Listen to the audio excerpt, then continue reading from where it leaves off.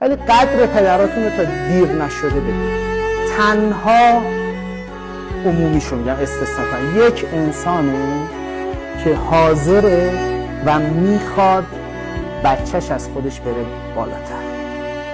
فقط پدر. ببخشید مادر جایگاه دیگه باید براش تعریف میکنیم خب، ولی واقعا پدر شما در تمام، اونم پدرای ما، نسل ما، پدرایی که به اون شکل زحمت کشیدن. خوش به حالتون اونایی که پدر دارید، همین امشب مثلا میتونید برید دستشو ببوسید.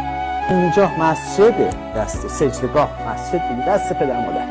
قدر بدونید تا زمانی که شماره تلفنتون زنگ میخوره روش نوشته پدرته، برمی خوشبختی. وقتی میفته مادر خوشبختی.